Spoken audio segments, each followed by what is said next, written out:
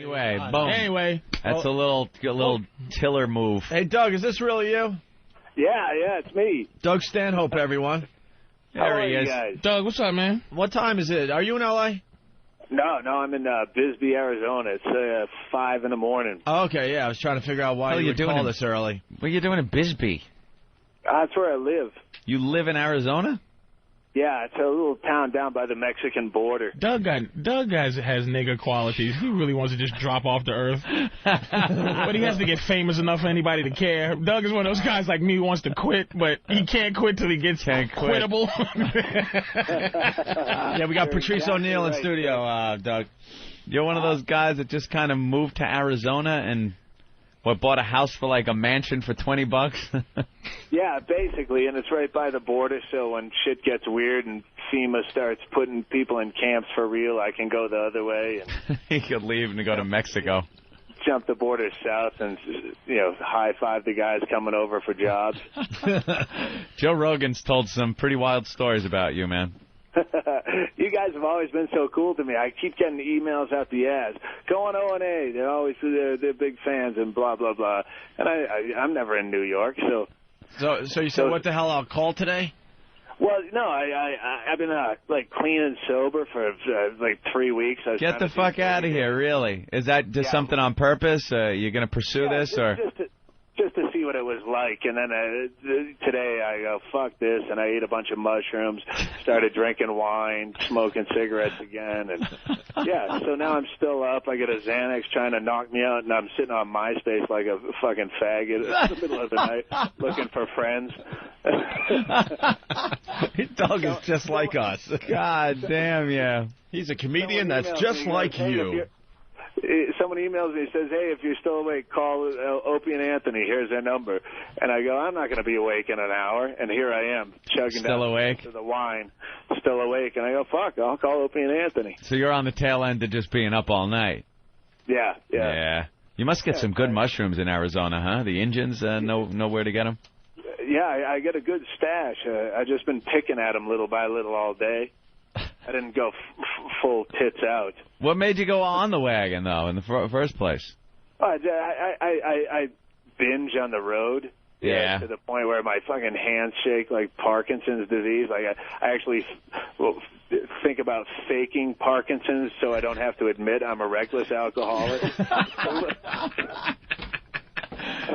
Oh, shit. That would be a great gig, man. I never saw the actual video, but I saw the clips on the infomercial with you on that Girls Gone Wild video.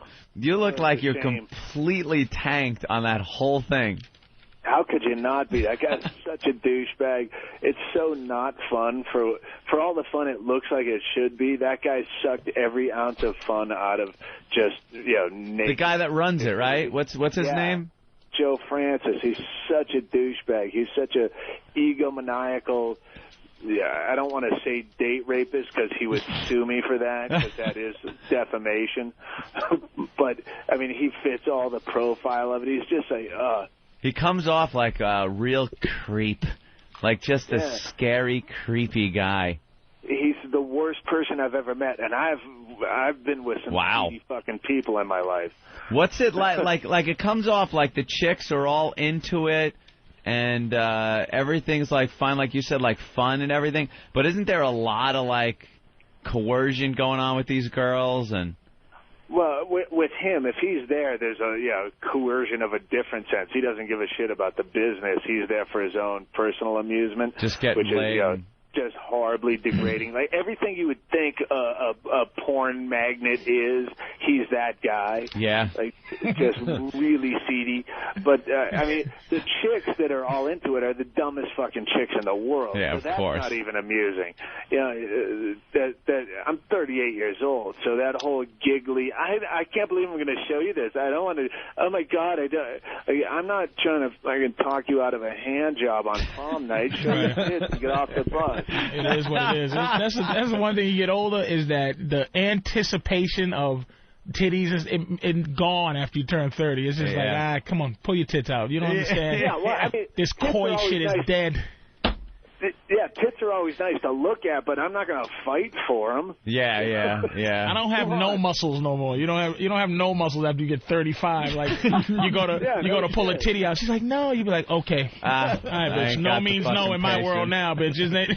Don't have the patience just give for up this. the fight at that point. Here you go. Once I learn how to pull a titty out with the 2 fingers and they come out the front instead of dealing with the back, I don't play around no more. You're just like, fuck it. All right, sweetie. Thanks for this. Did you fly on the guy's jet? Yeah, I flew on his jet a couple times, but when I could get on the bus with the crew, because the crew was phenomenal, I go, I'll ride with the crew and meet you there. You don't want to fly in the jet? No, I don't. Did the crew just badmouth the guy all the time? Everyone fucking hates that guy. Isn't he getting sued for some He's always in stuff? some shit. Fucking court is his part-time job. He's gotten off on a lot of those underage things. He got off on one of those, and a lot of the ones where the girls said they didn't sign consent forms or shit like that. Yeah, lawyer money. I don't see anything about it. And the guy is so fucking filthy rich. Is he really? Like, I don't know who's buying those things. They just don't look like something you want to buy and pop in the CD you know player. who's buying them? It's just a guess, but it's all the people who the Christian right in the middle of this country that you assume doesn't really exist in that many numbers. But once he got it on TV and made porn okay, like that was his brilliance, was making porn. That's the only even pseudo porn that they sell on television. Yeah, and it was it got pretty heavy duty. What they show in the infomercials, one thing, but there's pussy in there, right? Yeah, but that way, the guys that you don't think still exist that have to lie to their wives about watching porno, they can justify that by going, it was on TV. I bought this on TV, man. Yeah, you bought that fucking exercise machine. Yeah. Why can't I buy something? Oh, that's great. Yeah, and that's why they have fucking Snoop Dogs or comics host the thing, so then they can say, I just wanted it for the comedy. I love Snoop Dogg. I'm a big rap fan. Hey, Doug, we got to ask you about that baiting thing you do. Oh, yeah. We're with the pedophiles, and I think you go after the abortion people, too, right? Yeah, it's so hard to do any justice to without reading it. If you go to my site or baiting.org, we got a book deal now. We're going to put it into a book. Oh, really? That's awesome. Yeah. Basically, he goes online and baits, pedophiles and stuff, and then what? You just have the conversations on your website? It's basically like a prank phone call, only it's on instant messenger, where you bait the pedophiles into thinking you're a 13-year-old girl, and then you just fuck with them. Because once you get a guy jacking off, then you can fuck with them as much as you want. And, so if you're fucking a girl and then right in the middle she goes, I think I have herpes, you're going to keep fucking her because it's already started. Do you need a consent form to do that? Consent form to do what? Say some dudes publish it. To put some dude on the thing that's talking to a 13-year-old girl and you're like, all you have to do is change the screen name and you're in. Oh, you don't acknowledge it's him or something. No. Being a beginner lawyer, I would assume that's the only thing you need to do to save your ass. Go ahead, Doug. Sorry. For legal reasons, when we put it into a book, we'll have to change their screen name to own the domain or own the screen name. Now, why is that? Well, because defamation is anytime if you accuse someone of doing something illegal, then you can get sued for defamation. I already went through this once. Can't you just put it down and say, this is how it went down, here's the screen name, it's all fact, it happened? The point is, I had a frivolous lawsuit. Some guy I said was a fucking crackhead on my website.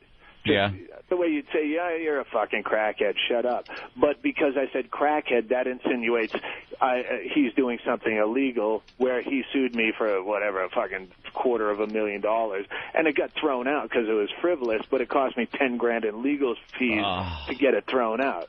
That's the whole justice system is so fucked like that. Isn't crackhead like you could call someone crackhead in the same way you would a douchebag, and he wouldn't say, I'm not a actual douchebag? Like crackhead has become something you could just, you know, someone's acting like a fucking lunatic. You say, this guy's a fucking crackhead. I don't clean out women's vaginas. Last time I was never there in a woman's pussy cleansing with some kind of vinegar and water. But if he was in that pussy cleaning it out, that's not illegal. It's the letter of the law. If you insinuate he's done something illegal, like smoke crack, then you're open for defamation suits. This is a $10,000 lesson I learned. Oh, that's wonderful. So now I know to call them douchebags instead of crackheads. Someone's calling me out that I said CD player instead of DVD player. I caught that too. And he's like, he capitalized it and said I'm a fucking tool. John Holmes, sure it's his real name, from Beverly Hills. Banned. All right. Do they have to? I could understand if I said I put it in my toaster and watched it on fucking. I could understand if I said something like that. I did hear CD play it. So you know, Doug, when you get those things and you put it in your transmission of your car and watch it, I could understand if I did something like that. I mixed up CD. Our fucking listeners are the most nitpickiest fuck. John Holmes is a crackhead. And I don't mean that figuratively. Literally, he was smoking crack this morning. You cocksucker. Hate our listeners. Pests. Pestilence. Well, Doug, you should keep in touch with us if you're up this early in the morning. Yeah, what are you working on? You got anything to plug? No, fuck no. No, huh? Just hanging out in fucking Bisbee? Yeah. How'd you pick Bisbee? Would you throw a fucking dart at a map? How'd you get Bisbee, Arizona? Who recommended Bisbee? I found it accidentally just driving back roads, but it's this weird little town, and there's nothing like it. Sounds weird. It's like this hippie enclave. It was a mining town where the mine went bust in the 70s, and all the property value just went dirt cheap, so all these artists and freaks just took over the town, and it's the most beautiful town, all built in the mountains. It's not on the way to anything, so no one finds it. It's not like Sedona or something. It sounds like the type of fucking Beverly Hills jack-off, jumps in and makes it overpriced. It's just weird. It definitely sounds like the type of town that's on the graphic at the beginning of the X-Files, Bisbee, Arizona. You know, it just sounds like there's probably flying saucers there at night and shit. Very well could be. Yeah, if he eats a few more of those mushrooms, he'll see the... Yeah, perfect place for a dog, man. All right, well, visit Doug's... what do you got, MySpace, right? Yeah, I got DougStanhope.com, and I'm on the MySpace /Doug Stanhope. Yeah, we see you on everyone's friend list. You're very friendly. How many you got? How many friends? I don't know, like 6,000 or 6? something. I just broke 7. I'm no Dane Cook. Dane Cook's got like how many? 870 million. It's ridiculous. He's got more than the guy that's instantly your friend that owns MySpace at the beginning. Tunisia, Indonesia, like million. All the tsunami places. They love him. They fucking love him. How many does Doug have? Yes. Well, Dane has 667,000. Jesus. Is that Christ. the most? 667,000 friends. Rogan's got a lot too. I bet you Rogan's not beating. $16,000. 16,000 Rogan's got? Oh, yeah. He 640,000. 640,000. Friends. Those aren't friends. As much as you want to down it, it's such a great form of marketing because, like, since the whole FCC bullshit went down, like I'd go on the road, I'd do 6 or 7 stations, and then the FCC thing went down, and now I'm down to like 1 or 2 in a market, and one of them's pre-taped so they can cut out all the meat, and it's fucked. There's no way to get ahead if you're a comic of any substance. You know what Dane can do now, though? He could put out a bulletin to 680,000 people that he's got a gig, that he's got a fucking CD out, that he's got to be on SNL. It's unbelievable how many people you can get in touch with at one moment on this fucking MySpace. Right. Well, Doug, you got to keep in touch. We'll promote your gigs.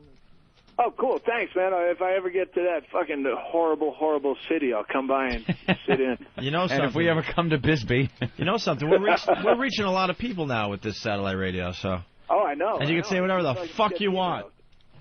Yeah, I just hate New York. I avoid it like the plague. I hate crowds. Why don't you like New York? You got a little agoraphobia there, Doug? Yeah, I'm like that. Fucking New York City's like, it's like last-minute Christmas shopping 24 hours a day. I get all freaked out. My earth is freaked out. It's like that, yeah, 365 days a year. It's like last-minute Christmas shopping everywhere. Awful. But I'll be back. God hates me, so he'll send me back there. All right, Doug, we're going to give you a special number so you can call anytime, especially when you're up early, all right? Shoot it to my MySpace. Hold on the line. We're going to just hold on a couple seconds. Cool. Hey, that was pretty cool. Doug Stanhope, everyone. Yeah, Doug's a good guy, man.